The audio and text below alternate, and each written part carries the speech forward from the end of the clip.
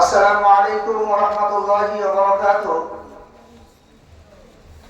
সম্মানিত উপস্থিতি এবং যে পর্যন্ত আমাদের মাইকের আওয়াজ যাচ্ছে, শুধু তাই না, এটা সোশ্যাল মিডিয়াতেও এখনকার সময় এটা প্রচারও হচ্ছে। আজকের যে দিনে আমরা এখানে উপস্থিত হয়েছি, এটা মাদ্রাসার তরফ থেকে আমরা স্বাধীনতা দিবস উদযাপন করেছি। এটা স্বাধীনতা দিবস উদযাপন নয়, এইরকম মাদ্রাসার ইতিহাস আমরা ঘাটলে দেখা যায়, ইতিহাস আমাদের সামনে সাক্ষী আছে। মাদ্রাসা শুধু এইরকম আমাদের স্বাধীনতা উদযাপন করে না, স্বাধীনতা দিবস অনুষ্ঠান তৈরি করে না, এই স্বাধীনতার জন্ম দিয়েছে আমাদের মাদ্রাসা।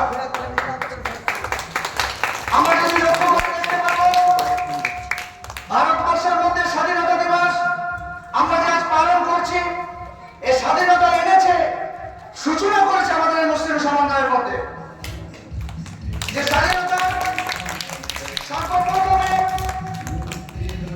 যিনি আমাদের সামনে রেশমি রেবল আন্দোলন করেছিলেন, সেই আন্দোলনটা শুধু আমাদের স্বাধীনতা আন্দোলনের জন্য সেই রেশমি রেবলটা আয়োজন করেছিল একমাত্র স্বাধীনতার সূচনা নিয়ে। তো সেটা ছিল আমাদের আকাবেরী আজাদ। এই আকাবেরী আজাদ দিয়ে শুরু হয়েছে। মুসলমানরা শুধু রক্ত দেয়নি, বরং রক্ত দেওয়ার জন্য শুরুটা করেছিলেন মুসলমানেরা। ব্রিটিশদের পতাকা ফেলে সর্বপ্রথমে পতাকা ভারতবর্ষের তিরঙ্গা পতাকা উদযাপন করেছিল। সর্বপ্রথমে তিরঙ্গা উদযাপন, সর্বপ্রথমে এই তিরঙ্গা পতাকা ভারতবর্ষে গেছিল আমাদের আকাবেরী আজাদরা। তো সেই দিকে আকাবেরীদের দিকে লক্ষ্য রেখে আমরা এই কাজ করছি এবং করব। এই ইতিহাস আস্তে আস্তে আমাদের সামনে মুছে দিতে চলেছে। একটা ষড়যন্ত্র করে, একটা ষড়যন্ত্র করে আমাদের থেকে এই ইতিহাসটাকে মুছে দিয়ে, যেন মুসলমান আজ ভারতবর্ষে ছিল না, যেন মুসলমানদের এখান থেকে অন্য দেশ থেকে এখানে ভাগিদার হিসেবে এসছে। কিন্তু এটা আমরা বলতে বাধ্য হচ্ছি আজকের এই মাদ্রাসার তরফ থেকে।